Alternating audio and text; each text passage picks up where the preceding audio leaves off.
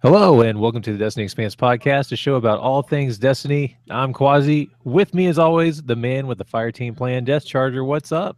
Good afternoon, Quaz. Oh man, we're a little bit behind on getting our episode out. Dude, less than 2 weeks away until D-Day number dose. Yeah, well, let's see. What are we? 9 days out. Oh man, Nine. I really can't believe it. It feels like this year's been flying by so freaking fast. I mean, I was just getting Lord Tapier the other day at 3 in the morning, waiting to get trying to download Rise of Iron, and now we're here. It's crazy. I haven't bought on digital yet, and I mean, Oh, I've got the other copies ordered, so it's like, what do I want to do? And I've got some of you guys know I have a son, they're 12 years old, Lil Charger, and he can't decide if he's into it, he's not into it. I mean, he's got his friends and everything else, so I haven't downloaded it yet. I might just spend the $90 and do it. Be done with it. That way I ain't got to worry about it. My yeah. my youngest is more interested in playing with it than my oldest. So who knows? Well, maybe we'll see another Charger here in the mix very soon. Yeah, which is why we've struggled getting this episode out. My daughter's switching schools. She's going to a private school this year, and just the headache, man. The headache of trying to order uniforms and finding out that they're not what they said they were going to be and not fitting. It's Just yeah, it's a mess. it's a little bit of headache at the start, but then once you get it going, it's all right. It really is. You got to worry about, I got to have this shirt or these pair of clothes, this pair of jeans, these pair of shoes. Yeah, It's a steep hill, but once you're there, it plateaus out. yeah, man. It's been just a nightmare, but I'm happy. I'm happy. It's working out. And I'm happy that we're only 9 days out, man. Again, I really can't believe this. So today on today's episode, we'll be talking about Luke Smith. Luke Smith, yes, Luke Smith, talking about lock loadouts, Pop Tarts, and more. But first, we're going to begin this steady stream of articles pouring in from all over the media outlets about their hands-on experience with Destiny 2. Now, tons and tons and tons of different media outlets have had like 12, 16 plus 2 day, literally 2 days with hands on of Destiny 2 exploring the European Dead Zone. And while they're still under embargo, they can't actually review the game. They haven't actually played the entire game.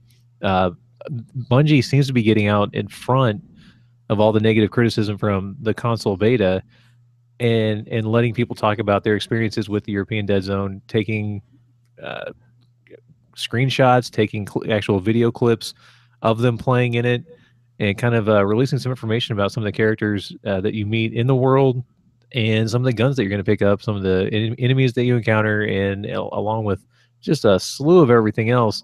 So Polygon is saying that Destiny 2, quote, offers a dizzying array of things to do. And Ars Technica says Destiny 2 feels like a game I might want to excuse me, I can't talk. Destiny 2 finally feels like a game I might want to get hooked on. And Engadget just dropped a nugget from a tester that says Destiny and all of its expansions were boring, wrong, but Destiny 2 might finally live up to that shared world shooter that was touted in the beginning. Thoughts on all of this? Well, we've talked about this numerous times. How before launch we were saying, okay, it should be this, it should be this, it should be this, and this really has been a roller coaster of a ride. Ever since we saw that first clip of Cade in the lounge with the sweeper bot there, and he's taking his drink and he's telling him what's going on, you know, we've had that up, we've had that down, we've had that up, we've had that down. Right now, I gotta say, I think Bungie, Activision, they're listening, and right now everything is on a steady incline. It's to me, it's going better than what it has for the entire time that we went back to that original clip. Getting the game out in front of people, even though I know you say they're under embargo, there has been some videos out there, 90-minute gameplay, this and that. I personally have stayed away from those because I want to experience that firsthand.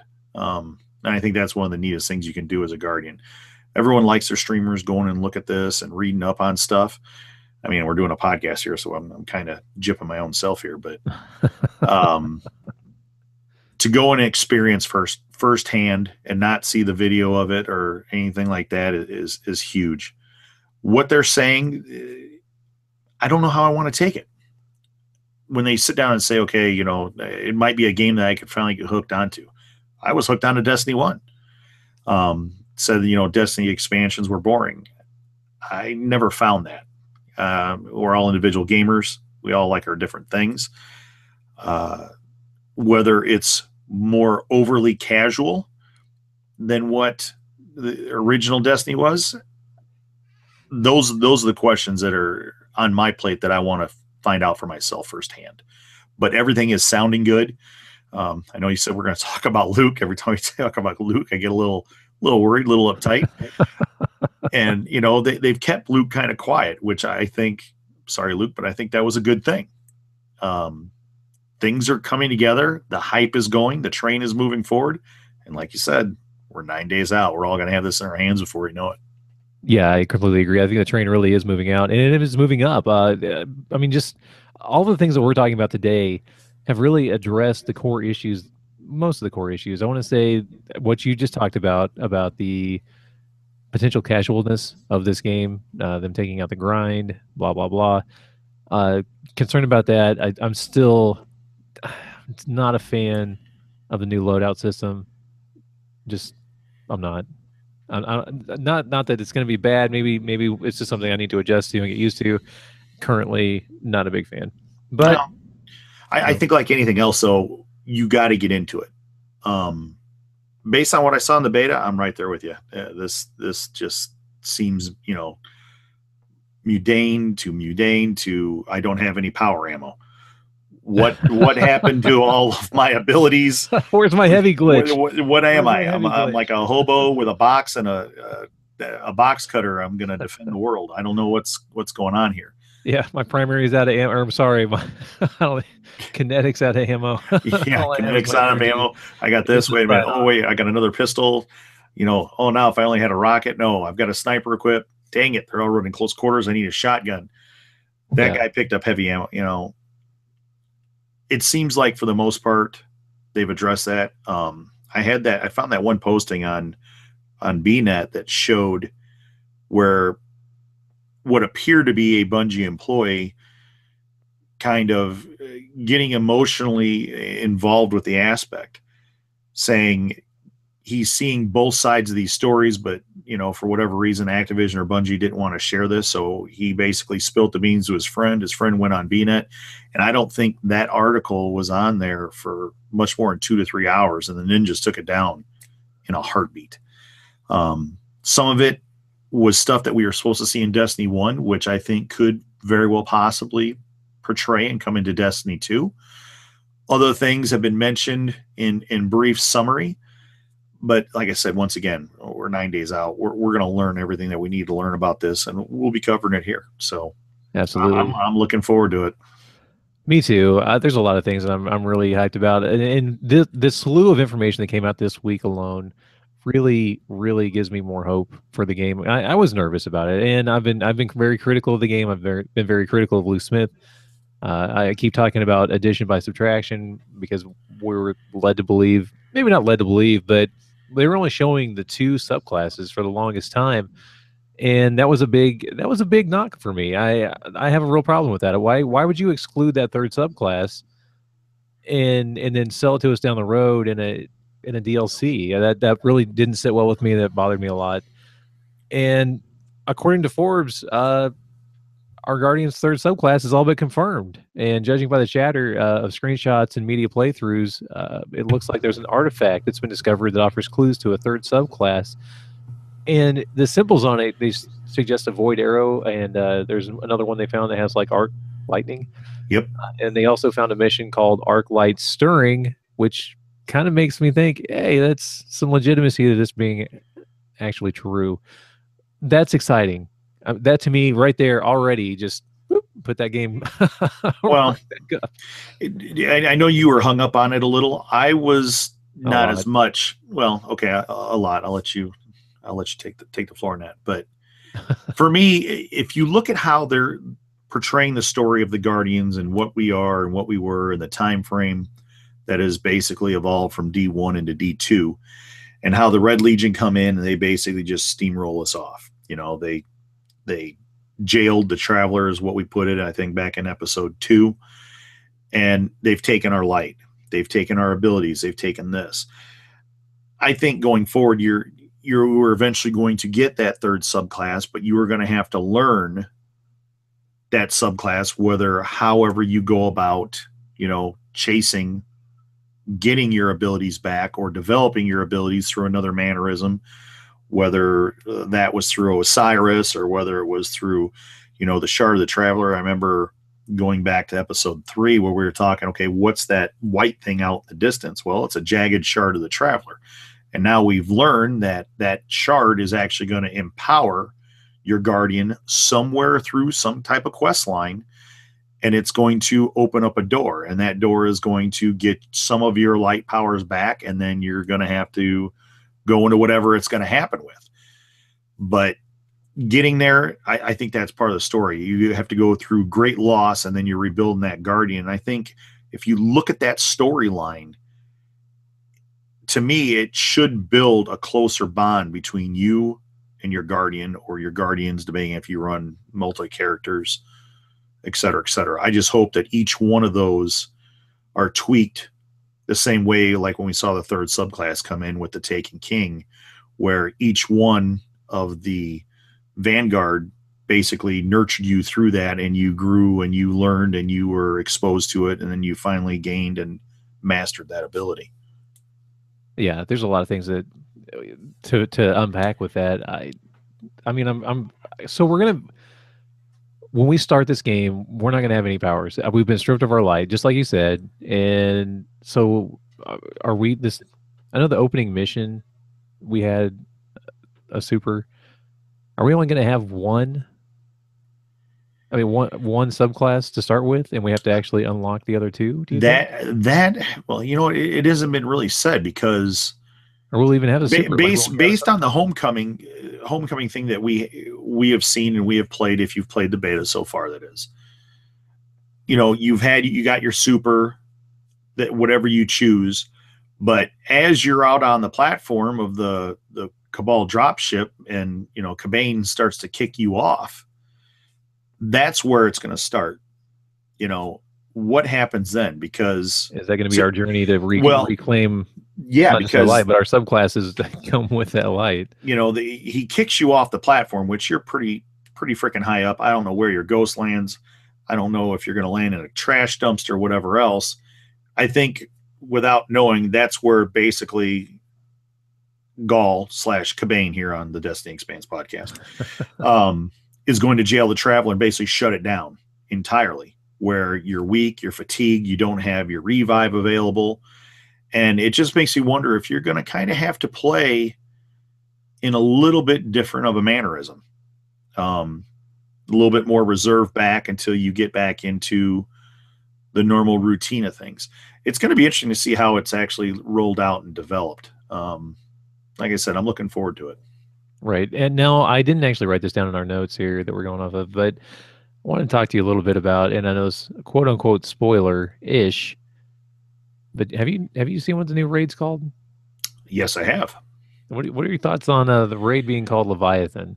Well, it depends on how much of a lore master you are and how much you know within the Grimoire, if you've read the Grimoire cards or you've listened to the different lore masters on YouTube.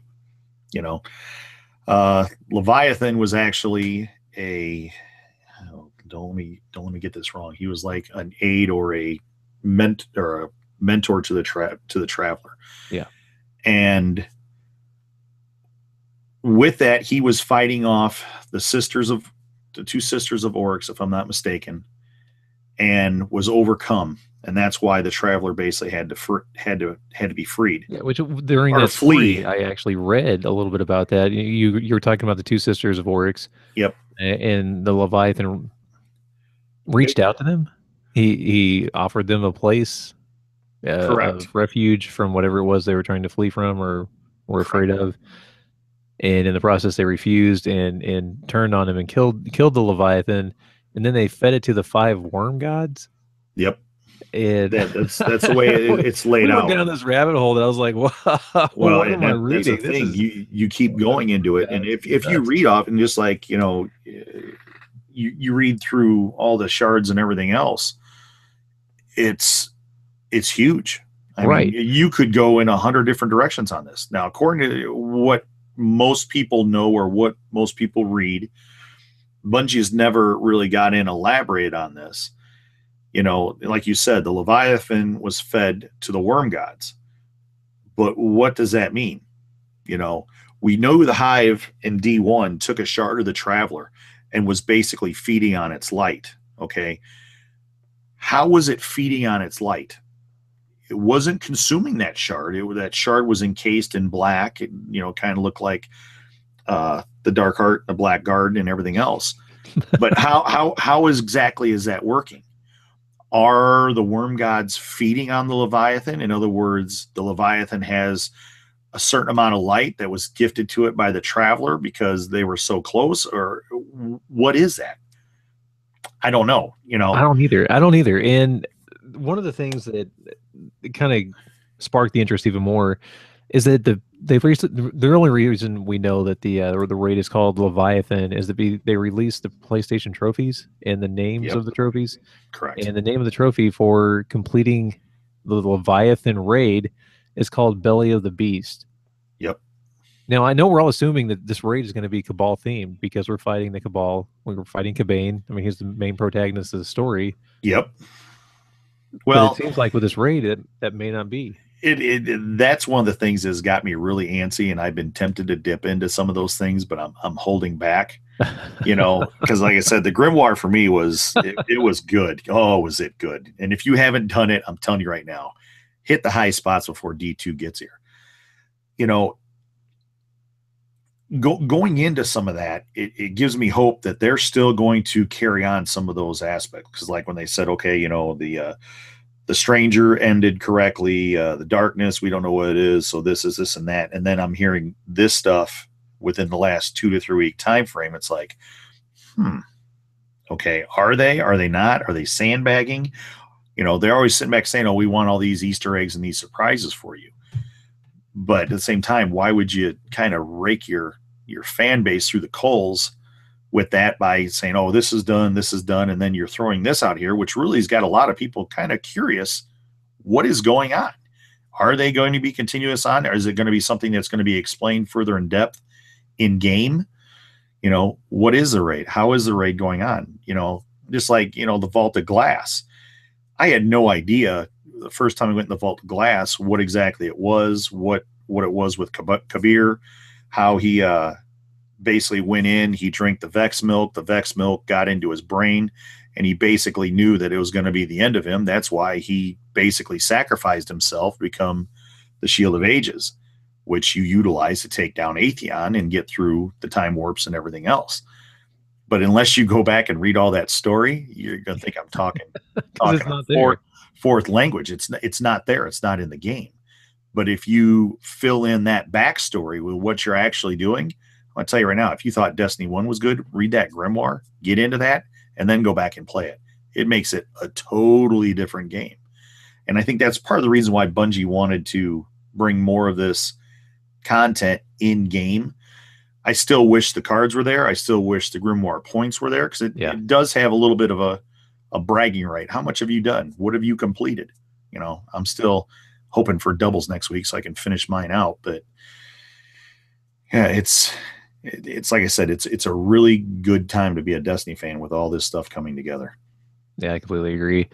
The Guardian's Alex Hearn writes that after playing nearly 2 days with an almost complete build of Destiny 2, the PvE experience is reminiscent of open world games like Far Cry and Assassin's Creed.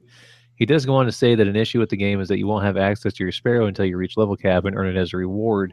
So walking and they actually have fast travel points throughout the world maps now. Using fast travel points that are unlocked as you explore can be cumbersome because the world of the European Dead Zone is huge. But he says the forces you engage in, sorry, I really can't read today, man. He says that forces you to engage in shooting aliens in the head, and for Destiny, that's a good thing. Now, what did they say? The European Dead Zone is 4 times bigger than the Cosmodrome, which is the largest. Four times bigger than the Cosmodrome, but then I've also heard comments 2.5 times bigger than anything they've made previously.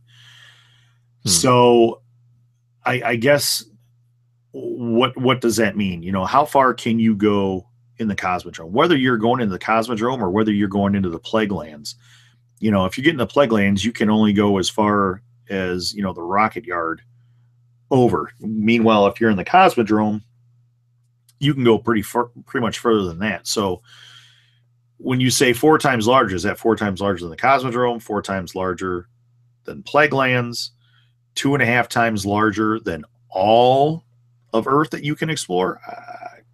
I don't know. I don't know. I'm excited to find out. That's for sure. Well, the one thing about it though is, and the one thing I think they're forcing you to do by giving you that sparrow at the end, and I'm happy that they're doing that, is they want you to explore.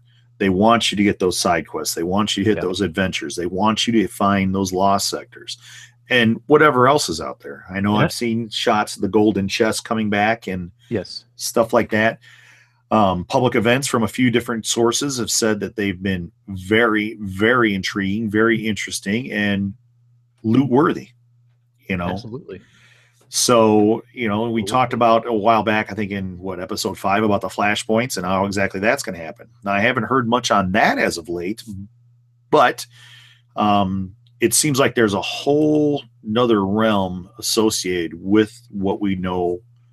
How we know patrols today seems like it is going to take a radical change for the better as we go into D2. I'm not sure about radical change for patrols, but it does sound like public events are going to be completely reshaped. We're going to talk about that here in a minute, but still sticking on this, he talks about Far Cry. Now, specifically Far Cry, not so much Assassin's Creed.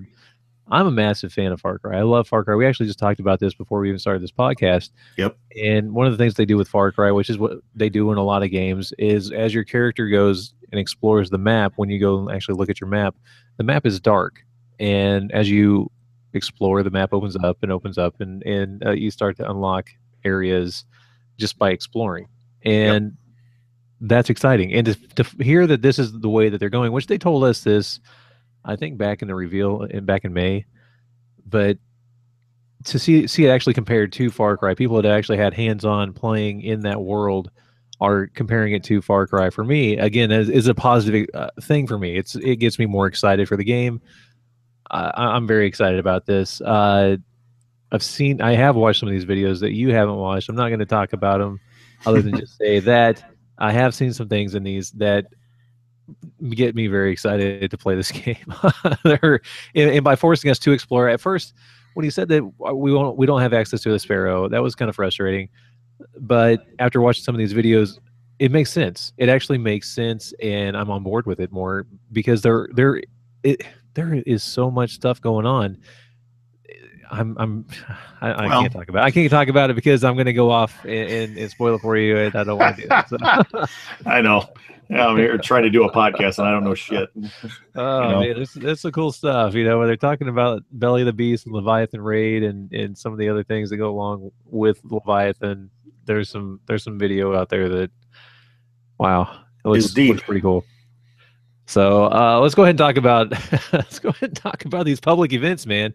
Alex Kane of Rolling Stone spent 16 hours with Destiny 2 and says that the European Dead Zone has plenty to do and load times are near seamless. He also says to grab every loot box, which is now designated or it's highlighted on your map because these loot boxes contain EDZ tokens that can be used to rank up a vendor within the EDZ named Defram K, who's a sniper in the Cathedral Tower, and he is rocking a reskinned No Land Beyond. Just a heads up, that's probably coming back.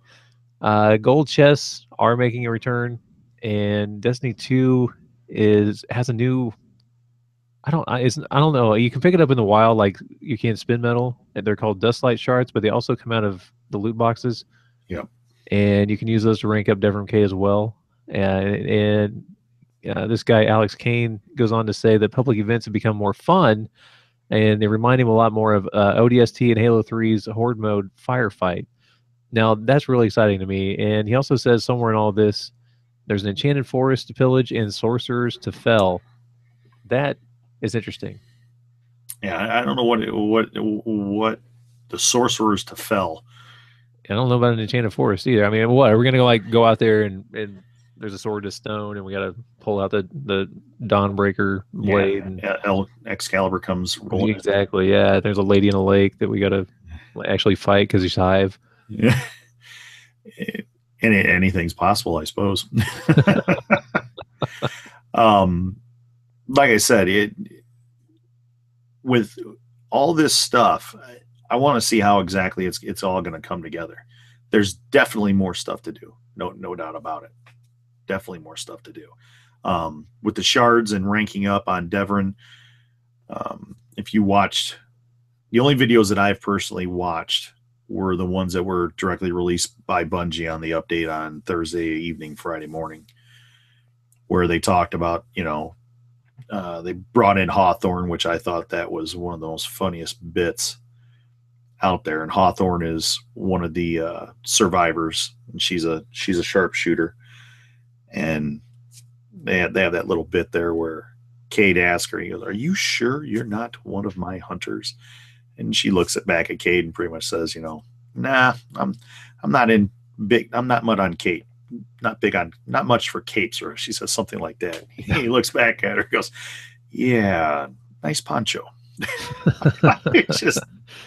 I'm like, oh God, kids didn't understand what the heck that meant, and what, once again, the backstory of a hunter's cloak and how a hunter gains his experience or his notoriety through it, and what the cloak means to a hunter, where he's been, what he or she has done.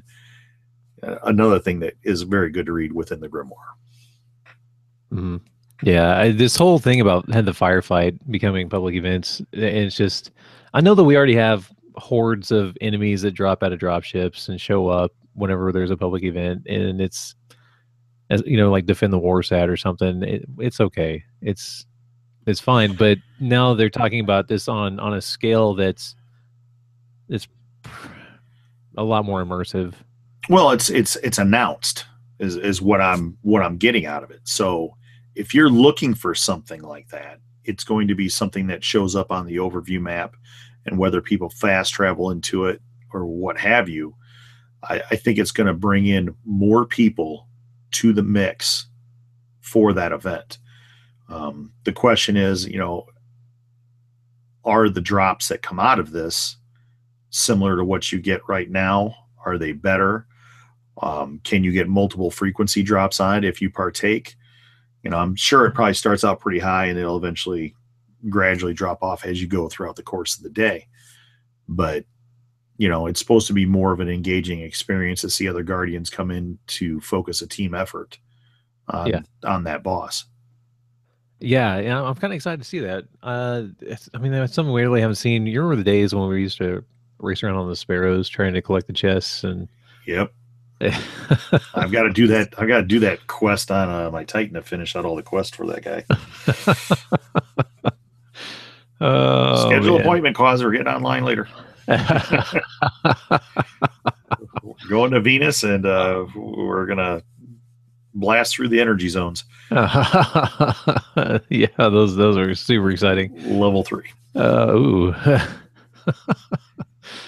Well, this gives me also some. I don't know if this is exciting or not, but Bungie's Justin Truman tells Games Radar the Destiny Strikes have been redesigned to be self-contained stories that build on theme of combat set pieces versus narrative storytelling. They want these set pieces to be engaging enough that you'll want to play not 20, not 30. Sounds like LeBron James, not 40, but many, many times over the course of several years. We've played one strike. What did you think about that? I fell asleep. Oh, wow. Crazy. All right. I literally fell asleep the first time I did it. I was rocking 2 weapons. I didn't have a super. I had a grenade that was like a paper airplane bouncing off against the enemy.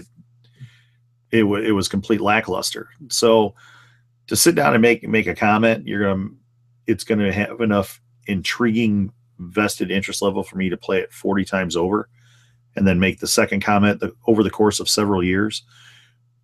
They originally said that Destiny was supposed to be a 10-year game, but here we are, and all of our stuff is going bye-bye, and we're starting all over again. So I'm kind kind of curious about that. So since you brought it up, that's something I wanted to talk to you about. Do you think Destiny? So we had Vanilla Destiny. They clearly didn't know what they wanted it to be. Didn't really know what they had on their hands. And now that we have Destiny 2, they've completely revamped everything. They've completely changed everything around for the most part. I mean, they've changed the loadouts. It still looks and feels like Destiny, but it's not. Do you think that this version of Destiny is going to be the definitive version and they're just going to build on this because now they know what this is? So this is actually the game that they're going to look at for this is how it's going to stick for the next however many years. And we're just going to get updates and updates and updates. And it's going to basically become WoW, like the shooter WoW. I think that's a fair assessment to have. Here's the one thing that I would love to know out of the Bungie camp, but I'm sure we'll never find out. A lot of the original writers, artists, composers that were working on Destiny at Bungie prior to 2014's actual launch date are no longer with the company. So the original focus, the original drive, the original shape has morphed into people that weren't there from day one, but it changes. And it's hard to say that you're ever going to get to where it doesn't change. But how exactly do they derive at the situation? Do you sit down and you look at all of the feedback that you're getting from your community? Do you look at what your sales are? Does Activision step in and say, oh, you got to do something different? What made you say, okay, the heck with it, we're scrapping Destiny 1? It really doesn't matter what you did in Destiny 1. Destiny 2 will be a totally new experience for you. And from the way it looks, yeah, it's going to be that. But to me, you didn't get to Destiny 2 without having Destiny 1. So to sit down and basically put blinders on and say it never existed and it wasn't there and it doesn't matter, that's a pretty harsh point. Yeah, I'd agree with that. It doesn't make a lot of sense to me either, but I like the foundation that they have with like Vanilla Destiny.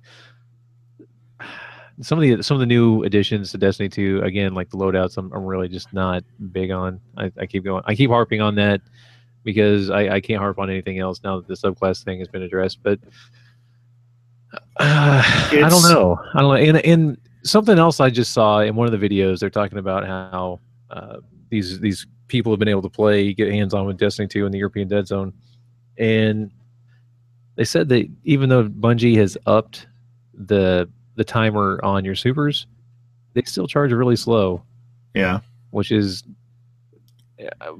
I'm concerned on one hand, but on the other hand, I'm kind of curious because there's an exotic Warlock helmet that actually increases the amount of time, like it increases your super energy.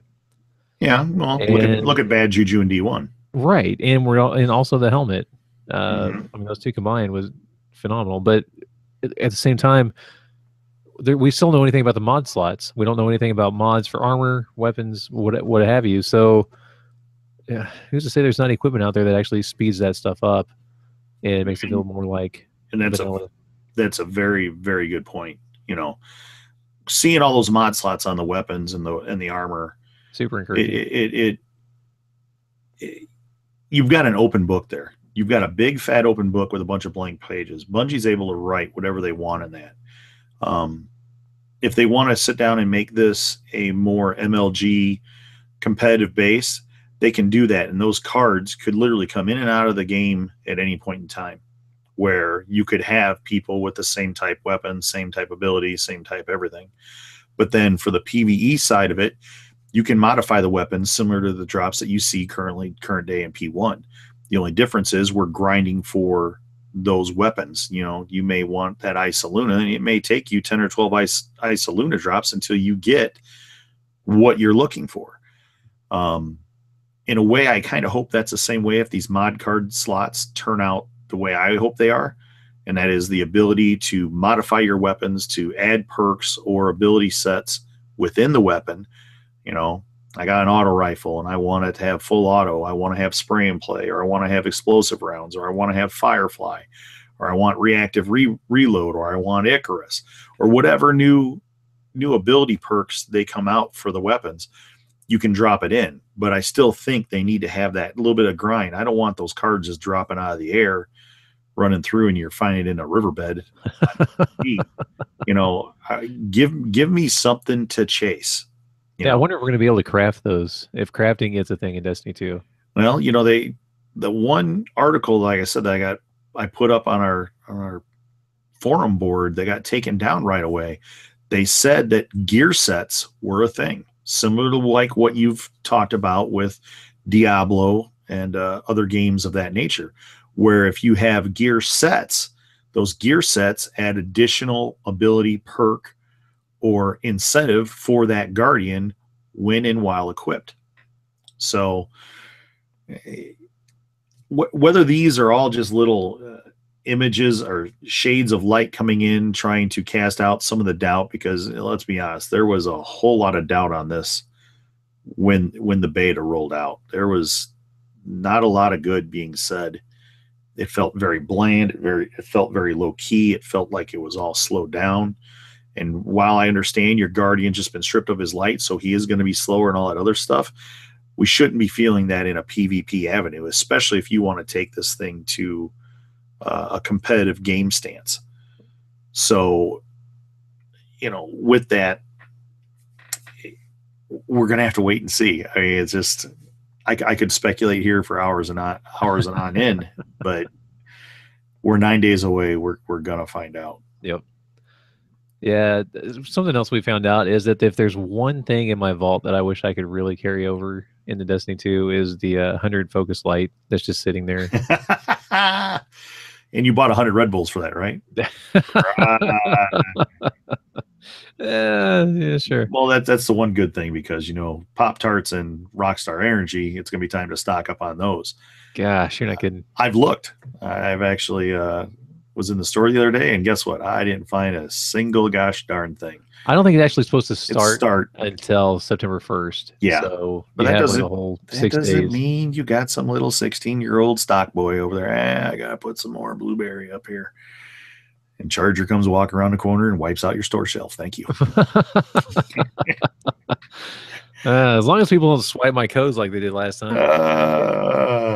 I'll always go check on eBay, like the hot new thing. That's actually where I got most of my codes. Yeah, the hot new thing right now. Okay, we just got done with Gamescom. They basically have they're one of their very first emblems coming out right now for Destiny 2. Oh gosh. Confluence of Light. Oh, it's over $100 on eBay right now. Now, not this weekend. Next weekend is PAX West. So I'm thinking they'll probably offer something similar, put those postcards out there.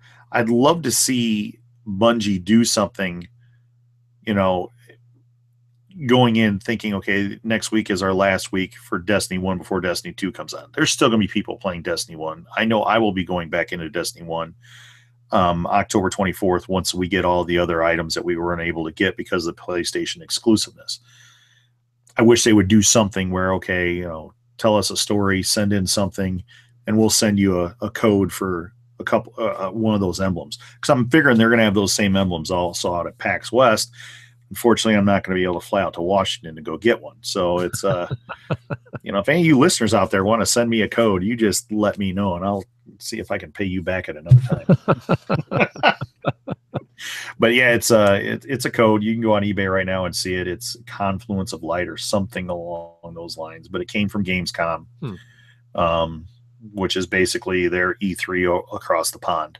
Yeah. So it's a big deal. Yeah, and then you got PAX West coming up here right before launch. So I'm kind of curious. So do you think that they're going to have another emblem like they did with Call of Duty back in the day? As far as, what do you mean? Like they had the well, I guess it was just a blacksmith shader, wasn't it? The blacksmith shader. If you went back and pre-ordered Call of Duty, you got the blacksmith shader for Destiny. Always be on the lookout for that, because Activision owns both of those little babies, and if they can bounce one off the other, I would expect to see it. The most recent thing that they're offering as a promo, if you go in and pre-order Call of Duty World at War 2 or whatever it's being labeled as, you're getting a poster. Well, on one side you've got Call of Duty, on the other side you got a picture of Cade sitting there, and it's a Destiny 2 poster. Haven't seen nothing as far as a shader or emblem, but you never know.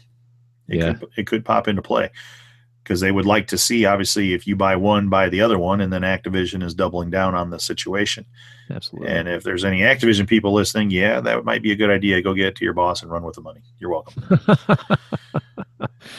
Our favorite guy, Luke Smith, says, and I quote, "Lock loadouts will not be in raids." Now, this is probably the best quote I've heard from him this entire year, maybe ever. I'm really excited about it. Yes, round of applause. Round of applause for that guy. Thank you, Mr. Smith. Thank you. This is something I was actually concerned about. I was legitimately concerned that we were going to have lock loadouts in the raid, and I was going to be upset. Me and you, we don't agree on quite a bit of stuff, but this was probably one of the most worrisome parts for me, just being the type of Destiny player I am. Locked loadouts. Okay, come on, guys. In a raid? That you're just going to, what are you trying to do? Get it back up to 10, 12, 16-hour raid times? And we already have that. What are you talking about? Oh, come on. Well, I'm biting my tongue. No. You sit down and you lock that in. There's only two different ways that works. Either your raid is going to completely have no variation in it, and you're going to be able to single use a weapon or a spec loadout, et cetera, going through. Or you're going to force people to leave that raid, change their loadout, and then come back in. Or you're going to lock it down and say, once you leave the raid, you can't go back into it, or you got to go back to another setting, which was even going to spread more salt trucks out there in the world of Destiny. And, so far you've done a really good job of getting them off the road. I appreciate that. But yeah, the lock loadouts, I can see it if you're getting rewarded like in a Nightfall. The other thing that we saw prestige levels. Okay. Not sure how that's going to roll out, because I want to experience stuff firsthand. I really didn't investigate it that deep, but there was going to be a prestige level for the strikes and the Nightfall and possibly the raids. What does that do? Okay. It ups difficulty. Does it mean, okay, all your enemies got match game? You got trickle on. Oh, never mind. Destiny 2 already's got trickle on. No. What is it going to do? If it's going to create a more rich experience or a higher level item, let's say a higher level prestige increases the light level drop of whatever item that is. We haven't heard a lot about that either. How is the light level going to work? How is the level caps going to work? How's all that's going to progress? So there's still a lot of stuff that we haven't necessarily heard or deep dived into to fully understand how this Guardian we're going to be creating here in year 2, or Destiny 2, is going to continue to go forward. But that lock loadouts thing is something I could see, like I said, for the strikes or the Nightfall, for like a super awesome award. Yeah. If they had like a challenge. I mean, a Nightfall's already, it can already be a challenge, right? But if they have a timer, no matter what. Nightfall challenges to me were year 1. And if you weren't there in year 1, you don't know what the Nightfall challenge is. They can be rough. Year 1, for those players out there that have never done that, if your entire fire team wiped, I don't care if you were halfway through that strike, 3/4, 1/4, or you were at the end boss. If your entire fire team wiped, all of you were sent to orbit and you had to start all over again. Yeah. And back at that time, the Nightfall was a very critical piece to develop and further your Guardian along his travels to the max light level possible. There was no 3 of coins. The only place that you would ever get an exotic would be at the end of a Nightfall or some of the selective chests that were in the raid. That was it. Yeah, because they didn't have Xur then. Every once in a blue moon, I saw a Gjallarhorn drop 2 times and a Red Death drop once in year 1 in the Crucible. And I was like, what? Never saw one of those drop in Crucible. Wow. Three times I saw it drop in Crucible. And I wasn't a big Crucible player in year 1 either. So but it did happen. Go back to year one. I mean, you get a legendary Ingram, you're all excited, and gosh darn, Raul, you turn that damn thing into a blue. What are you doing to me, dude? And now common day today. I mean, I had blues just the other day running through some of my final quests. I had blues that turned into exotics. Yeah. So yeah, that's something that it's changed dramatically. 3 coins are not a thing, and that's pretty exciting. I think that's actually a good thing. Yes, they had their time and their place, but it made it, sorry if you are one of these people, way too casual and way too attainable. I remember getting up early on Friday morning and checking. Look at what Xur has. Look at what Xur, before any app was even out there. I'd get online, run downstairs. Where the hell is this octopus face at? And find him. Oh, he's got this or he's got that. That was good times, man. Yeah. Every Friday is Christmas, man. Yeah, every Friday was Christmas. And you can always tell a Destiny player because the week doesn't start till Tuesday. Nigel Frost. Thank you, buddy. Oh, so with all this information, all this info dump that Bungie Activision has been throwing at us, do you think they're trying to quell the beta outrage, and has it changed your opinion on some of the negatives that you might have had? Yeah, it has. It has, and I think they've done a good job. Everybody says, oh, Bungie doesn't listen. I'm going to tell you right now, they probably listen more than what you think. With everything that was going on and all the whining and the crying about sniper rifles and shotguns and all this other stuff and power weapons and, everyone reporting everybody because this person messaged me on this and this person messaged me on that, and I'm offended about this, I'm offended about that. We kind of, in a way, we asked for it. If you were one of those people that filed a report, filed a complaint, or whether it be on Xbox or Bungie.net, this is what you wanted, which I never filed for that. So if you can give me a different game, I appreciate it, Bungie, but yeah. This is what they wanted. They wanted more primary gun game. They basically tried to do that within the last meta here in Destiny 1. Unfortunately, sidearms still getting ammo and being as OP as what they are, it still didn't push it. You go into anything nowadays, you either see sidearm, icebreaker, and some type of primary is pretty much where everyone runs. Every once in a while, you'll see somebody with something different. I've run shotgun a couple times. But if you really want to win and get into it, unless you're chasing bounties, that's pretty much where you're at. Having the 2 primaries was something that they're trying, and they're trying to do that with the MLG base, bring it into a more of a competitive game type. It's unfortunate, but the lesson that I think everyone should learn about is watch what you complain and watch what you whine about, because they do listen and they do care. They want to make an experience for everybody, but physically that just is not possible. So if the masses are singing one song, they would probably lean towards that avenue. With the beta, the masses were singing and they were saying they were not happy. They were not happy that this is what it's turning into. They were saying they didn't care for the abilities. They didn't care for the cooldown. They didn't care for the grenades. They didn't care for no power ammo drop. And, we're going to find out how that plays out with the PC beta here. Just basically right around the corner. Yeah, tomorrow. So we're going to see exactly what happens. I think I'm just a shade off of the min requirements on this computer. My computer's like 3 years old. I got plenty of RAM, but I don't know about processing speed. But I was going to try to get online, dump that in and just see what it is. But at the same time, I don't want to get spoiled by it. All the clips that we've been seeing online and everything else from Bungie, I guarantee you're looking at basically uncapped 4K HDR, 60 frame per second video on it. It just looks absolutely fantastic. Yeah, it does. I'm looking forward to seeing what the beta is like on the PC, seeing how the supers and all that stuff is. Just everything that they released in the last week, I am so pumped on. It addresses a lot of the concerns that I had for the game, specifically this third subclass. So I'm pretty overall. I was still excited to play it, but I am much more excited today than I was literally 1 week ago. Yeah, yeah. It's like I said, they've regrouped it. They've come together, and the hype train is back on track.